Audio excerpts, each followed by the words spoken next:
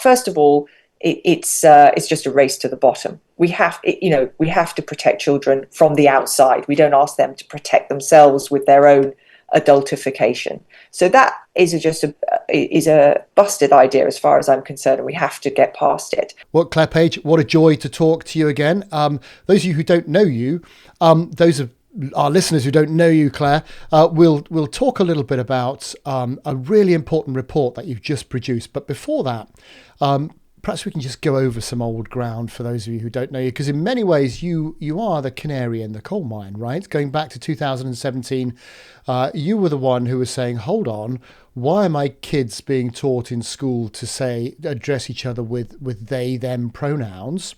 And why am I not allowed to see any of the teaching material that my children are being taught?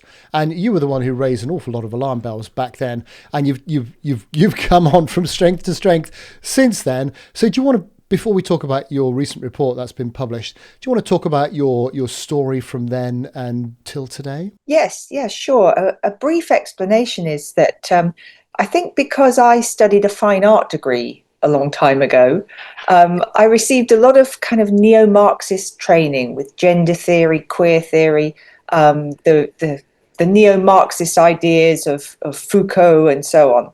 And I really rejected that academically, and I think just, instinctively at the time as a young person. So it made me perhaps a little more aware than others when I saw that same gender theory and queer theory showing up in my daughter's primary school back in 2018. And that's because the school was an early adopter of the new incoming RSE curriculum. That started me making complaints, and then finding that the school was unable to help me because it was clear that there's an entire system of thought going right up to government about the need for this kind of education. And it was there, in government guidance and so on. So I started recording, really. I thought the only thing I can do if I can't make a proper formal complaint and get anywhere is to just record and witness this. And that culminated in about 2021, where I was denied access to a lesson plan that I asked to see. That then I tested in court, because I went first to the Information Commissioner's office to try and get a freedom of information access to this material.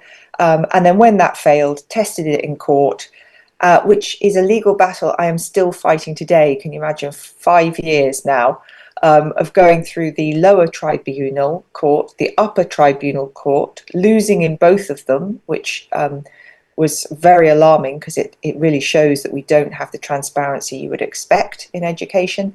And I'm now about to go on to, I hope, access an appeal at the Court of Appeal. But I'm submitting that now in very short time. And then hopefully the court will allow the appeal to be heard, and then we can go and have another go at a higher court level. Yeah, so I seem to recall a certain Prime Minister, and of course this goes across government or party divides. This isn't left or right or anything like that, because it's been going on across those divides, right? But I seem to recall a certain Prime Minister at a party conference actually referring to your words and saying, of course, parents should have access to the material that their children are being taught. But still you're struggling with that. That's right, yes. And that was after pressure was put on by Miriam Cates, who was fantastic on this topic. And she really pressed Rishi Sunak then to make a response about this. And I think Gillian Keegan was the Education Secretary at the time. And there was a lot of noise about, of course, transparency should happen, and we'll make it happen. And they never did, unfortunately, not in a legislative way or anything very serious. They implied to schools they should be open and gave some words to that effect. But legally, we don't yet have freedom of information access. Okay, so you were in a situation where you couldn't get access, and the state really wasn't behind you, and if anything, it was almost seemed to be on the other side. In spite of words, the actions just simply didn't follow. So where did you go from there, and bring us up to perhaps the report that you've written, why you decided to write it, not only why you decided to write it, Clare, but also the struggles you had getting it published, and the objections you had from sources you wouldn't have thought you would have had objections from.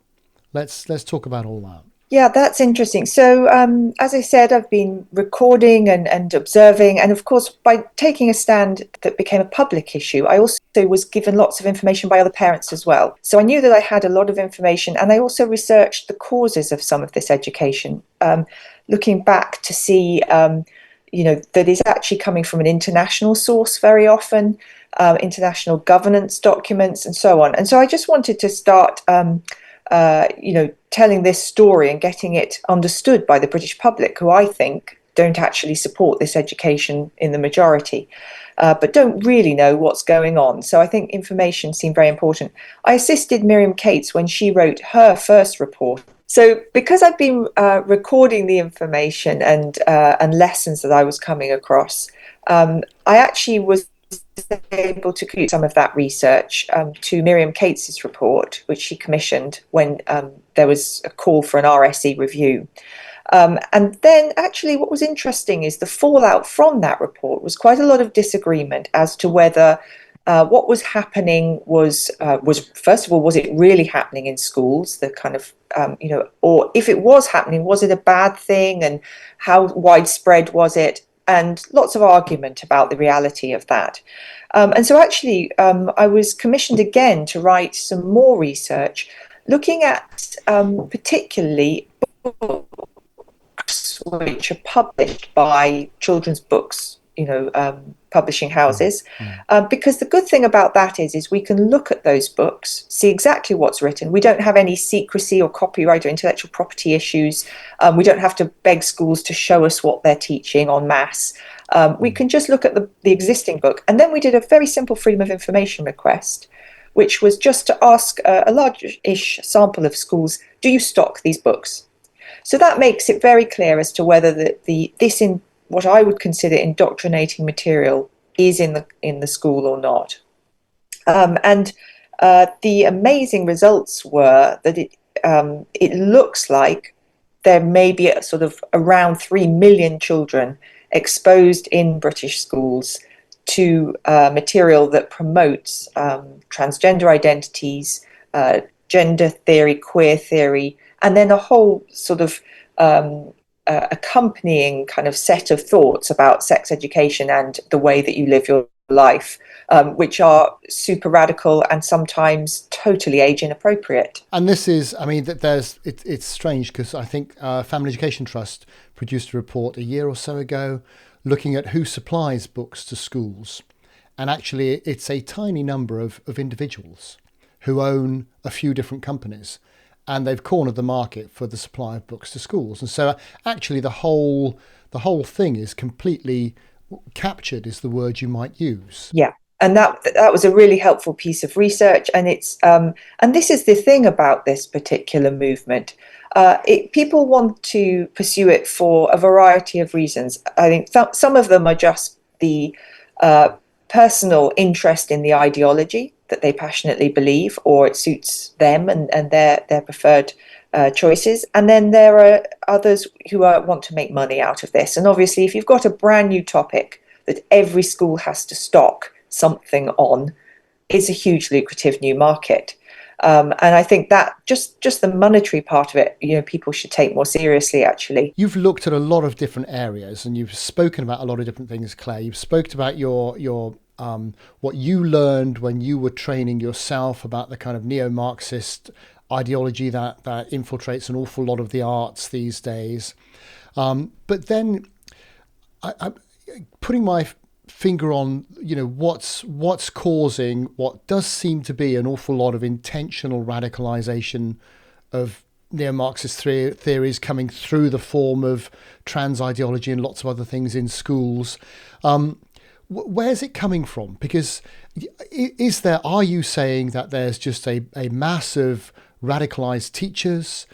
Is it the unions? Is it the governments? Because governments of all flavors seem to be not doing anything about this.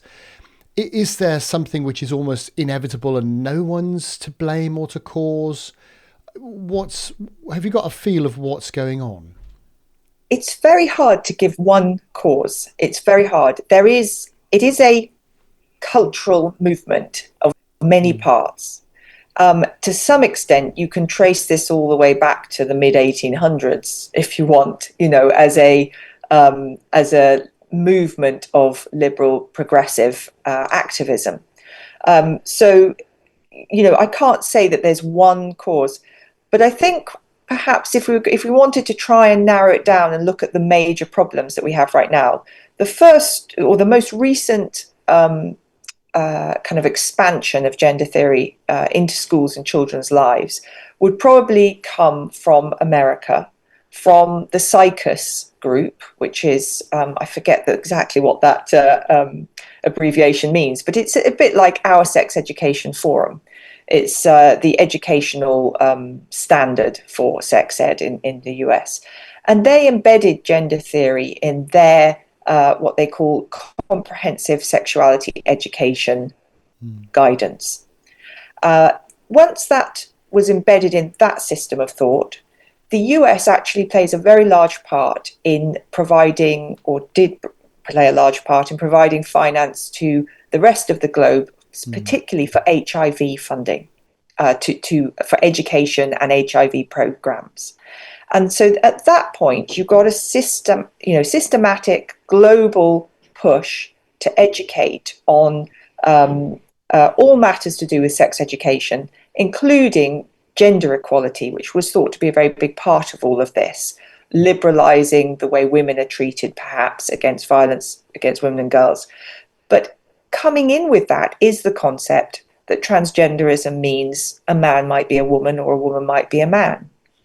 That also gets put into a document called the Yogyakarta Principles, which also established that this really should take the status of something at the UN human rights level, that we really need to understand transgenderism as having the same sort of human rights that accompany other identities. And so at that point, we've now got a really strong international global structure of NGOs, charities, activists, all who want to use human rights to go and take actually quite political action in individual countries. And so what we find is comprehensive sexuality education as a global model was being pushed into Britain in a way that actually had nothing to do with our ministers, nothing to do with the mandate of the British people. It was designed outside of our country, and most of the people who are pushing it are academics, many of whom actually are foreign academics, a lot from Canada, New Zealand, other places that are not these are academics who are not necessarily responding to the will of the British people. So I think that is perhaps one of the most significant engines of the recent explosion of this issue. But there are many other reasons, and there is a natural social contagion across the academy for this. I think feminism plays a huge part in this, having played out actually. The initial position of the idea that there is no difference between men and women at all. Well, it's then not surprising that we move over into the idea that you could swap in between the two. There's actually a connection there. So that's just a rough thought, but there are many sources, many funders, and also actually I must add one more significant factor, of course, which is the pharmaceutical industry, which in the US in particular has made enormous amounts of money out of surgeries and hormone provision, and would like to do that globally. Yeah, and you've got a patient for life effectively then, haven't you? That's always going to need medication, treatment and help, and a real money spinner for you. We've got things like the new RSHE standards and RSE standards, which are coming in September. I don't know how much you know about those, but do they, as far as you're concerned, are they going to help at all, or are they going to hinder?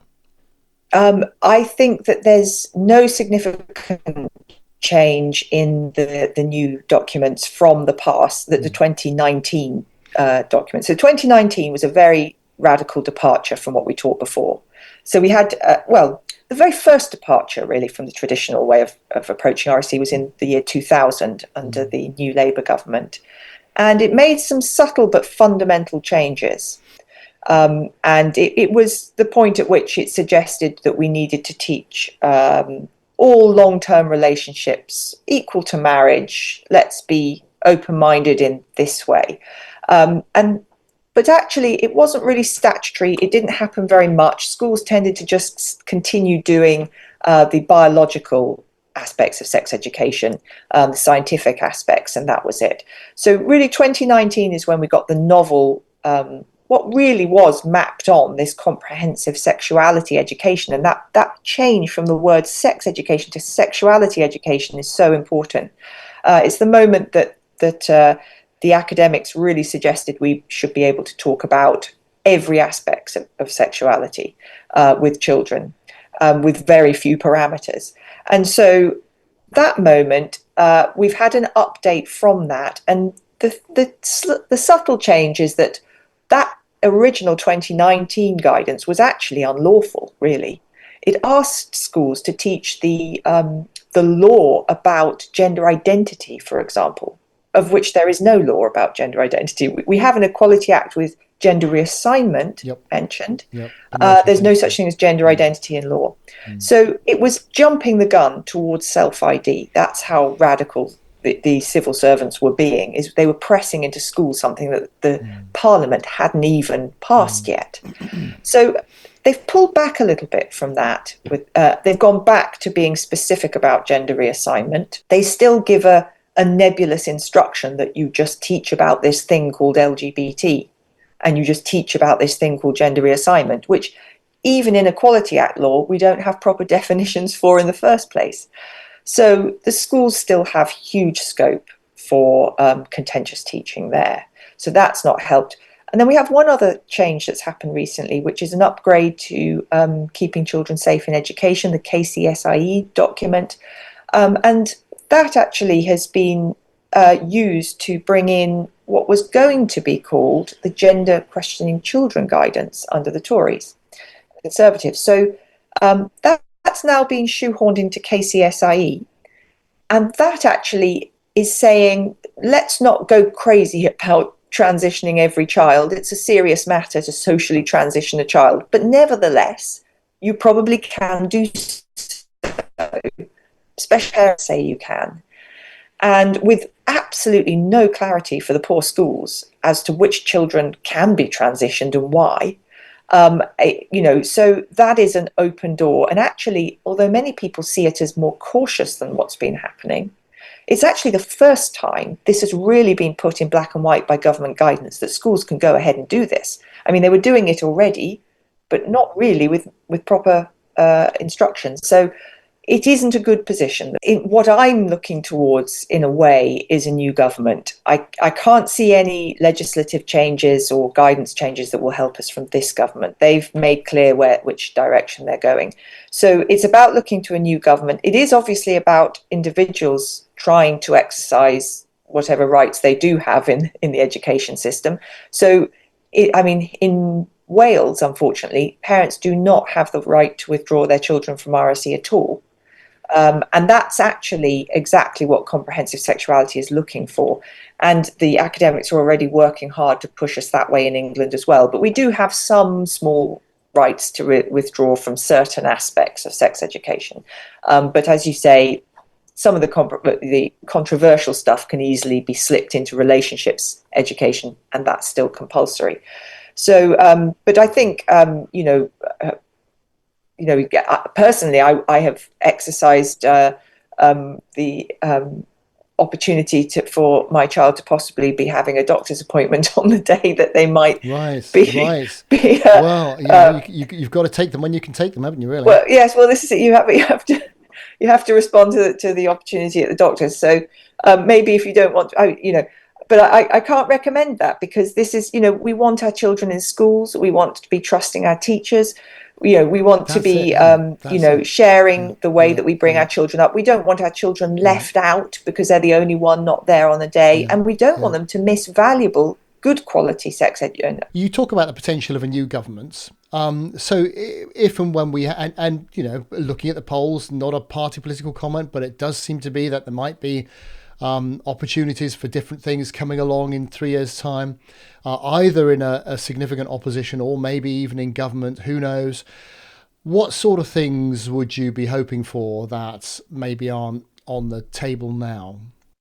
Yes, so we need such a wholesale change. So it's a big list, perhaps a daunting list, but it's one that I think a future government should get in place in order now. I mean, firstly, at the top of the tree of all of this, we really need to look at removing children from the protected characteristic of gender reassignment. Personally, I would remove gender laws altogether. I don't believe there should be a Gender Recognition Act, and I don't believe there should be a protected characteristic of gender reassignment. I don't believe they're real identities. I believe they relate to behaviours, and to the extent that it's an identity, it's not something that should be legally imposed upon the workplace. But that's a very big wish, but at the very least, we should clarify that children shouldn't come under the protected characteristic of gender reassignment. The original concept of a transsexual in the Gender Recognition Act applies to people of 18 plus. It's only when we moved across to the Equality Act that concept of the transsexual was expanded to gender reassignment. So I think Parliament hasn't really tested whether or not and debated properly whether or not children really can be transsexuals with the rights that go with that. So removing kids from the concept of gender assignment immediately as an urgent safeguard measure, in my view, is a first step. In terms of education law and guidance, I would really like to see some legislation in the Education Act that says that all resources in schools are published, suitable, and open to public and regulatory scrutiny. That means that parents can then act on the things they see with a copy and show people, make complaints, perhaps even go to law if they really feel that they need to. And then I think we also have to have personally, I would actually prohibit the teaching of gender ideology in schools. It is an adult subject, really. Yep. And I think we also should narrow our RSE back down to a factual, science-based, and also a degree of manners and law-based subject. But I think we have an awful lot to strip out and take away as being age inappropriate. Yeah, especially for younger children. It's like, well, let's just teach you the biological facts. That's all you need to know, really. And let's not go into any great detail, because you're young, you're blank slates. And we know, from the work of people like Professor David Payton, industrial economist at Nottingham University, the more you teach kids about sex, the more sex they'll have. The more you teach them about different types of sex, well, the more different types of sex they'll have. And it's linear, so let's try the other thing. Let's try just actually leaving kids to be kids and seeing if that works for a while. Well, that's it. I mean, we have this really difficult situation, don't we, which is that the internet is there, and we're being told that these risks to exposure to pornography and sexual discourse is all around you. But the answer has only been, well, sexualize the children early to be self-defensive to this problem. I just reject that as a solution. I see, that there are, first of all, it's just a race to the bottom. We have to protect children from the outside. We don't ask them to protect themselves with their own adultification. So that is a busted idea as far as I'm concerned, and we have to get past it. Even though that is the dominant thinking of the sort of very feminist-led academic and sex education forum side of things. But I can see no justification for it. Where it gets a little more difficult is that we don't know actually how to stop that sexualization, and so I think we actually have to. That's about looking at social media and regulating the porn industry. But what a great conversation that would be. Let's not regulate children and expose them. Let's work out how we regulate the big businesses that are causing the problems to this. Never gets talked about. So I think that is the way round to go. So tell us a little bit, who didn't publish your research and why didn't they want to? Yes, that's a very interesting question, because the research that I've just written, the report I've just written rather, was funded initially to support arguments being made by Miriam Cates, who's always been very brave and given, I think, excellent support to these topics. But actually, after the election ended, obviously she was no longer in Parliament, and so I actually had the matter taken up by the Conservative shadow education team, and it was suggested that that report about trans books should be published by Onward, which is a Conservative associated think tank. And so I sent my draft to them, and I'd given the reasons why I felt that these trans books were in schools. And one of the key reasons, as I understand it, is comes from the removal or the repeal of Section 28. And this is a very, very contentious and topic. It's guarded very carefully by people who care about gay rights. You can understand why they would. But the point I really wanted to make was not about whether Section 28 was right or wrong.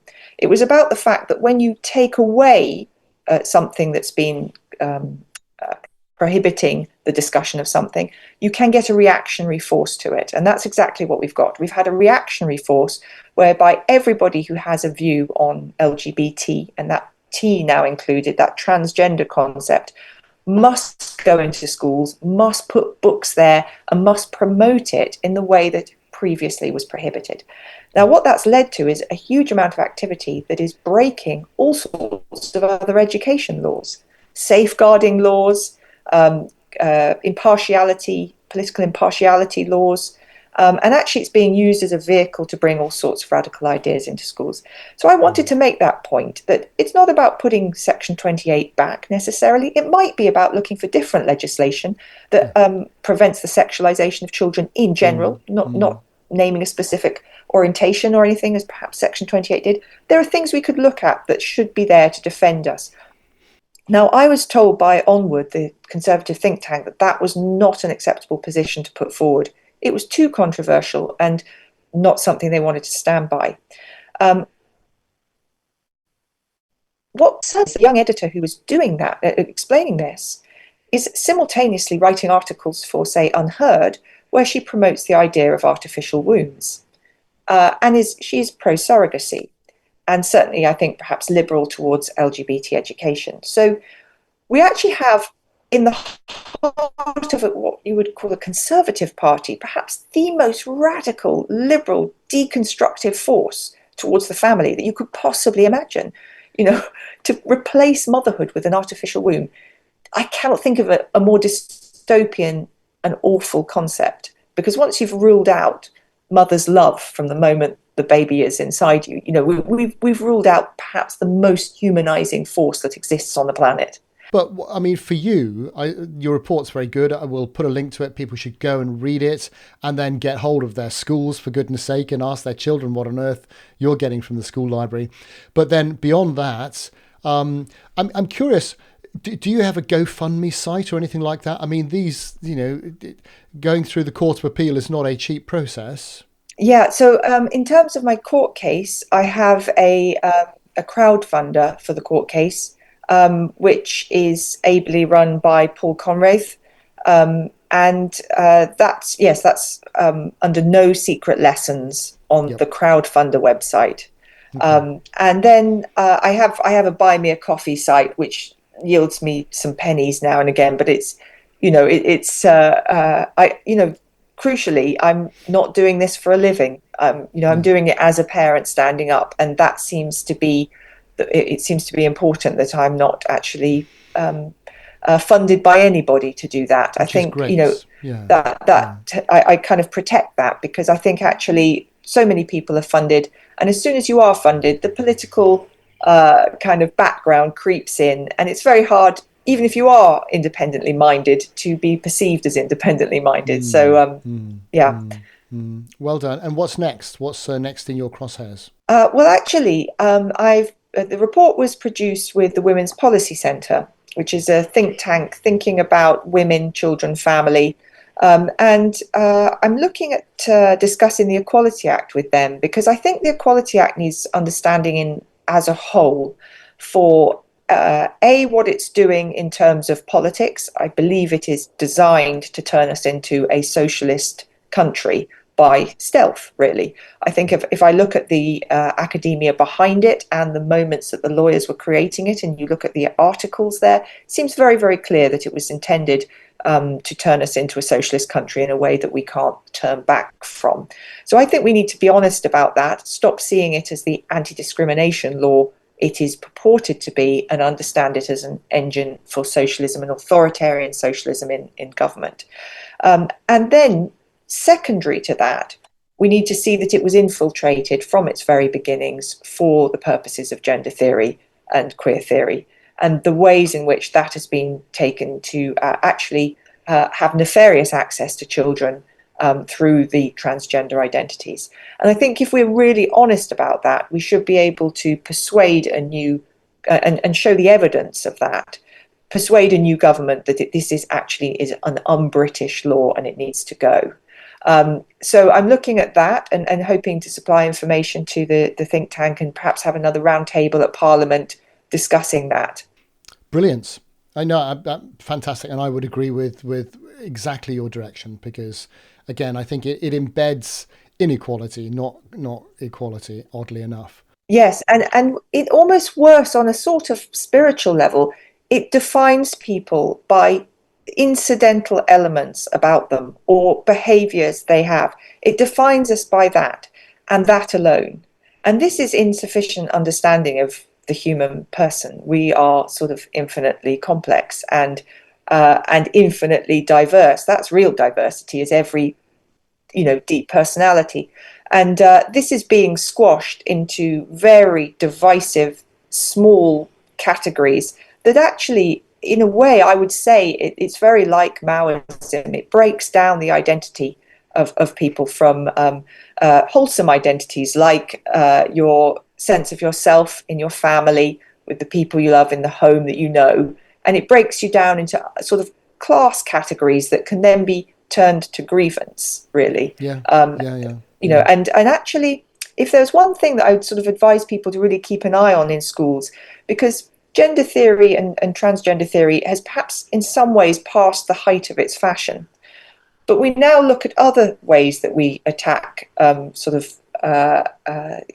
what is thought of as normativity or normalness, for example, take toxic masculinity training or similar. And the thing that I think underpins nearly all of this is this concept of intersectionality. Seems like a strange and tricky academic concept, but it really just means that we are defined by our skin color, our status, our sexuality, orientation, and all of these things that are labels upon us. And then we have a sort of hierarchy applied to us through this concept of intersectionality, which, of course, radicals would quite like to reorder in a sort of Marxist way. Let's reorder the classes one against the other to bring about equality. It's a very crude concept. It's not how human beings work, but it really is being taught over and over again to children. And I think parents should take note of that and actually defend a little from it. Intersectionality is just a theory. It's a very political theory, and our kids shouldn't be indoctrinated with it. And it's quite interesting because you mentioned it's a whole other conversation, but the whole population thing. Whenever I write about the demographic crisis, whenever I write things like, well, look, statistically married people have nearer to the number of kids they want than unmarried people. So actually we want to promote marriage if we want to address the demographic crisis. I will get a number of responders saying to me, oh, there's too many people in the world. We need fewer people. And you think, well, okay, there's a bit of work to be done there, because there's a massive Fabian miseducation of society has taken place, that actually the world is overpopulated and we need to cull a load of people. Yeah. And the idea that, the weird thing about don't be laden to one man in your life. Get out of the home, go into work, give up all your time and actually become a slave of another man instead that couldn't care less for you, and you know, spend all of your waking hours worrying about whether have you done your job right, are you going to progress, are you going to promote, and forget the idea of building a home and building anything for yourself and being comfortable and having a family around you that loves and will care for you into your old age. No, give that up, put your kids into state care and go and serve somebody else. Well, that's it. We've got, what a great idea. 9 months is the government's yeah. plan. Yeah. 9 months. I mean, it breaks my heart. There are some mothers who would make that choice voluntarily. I think they're probably in the minority. And I think given the choice to be at home with their baby for longer, mothers would choose it. So I don't it's being presented to us as if it's a gift. It's not. It's a theft of motherhood, as far as I'm concerned. And the evidence supports exactly what you're saying. Given a choice, they would want to stay at home with their children for longer. Yeah. Clare Page, you're an absolute superhero. Thank you for everything you're doing, and keep up the great work. And look forward to speaking again. Yes, thanks, Tony.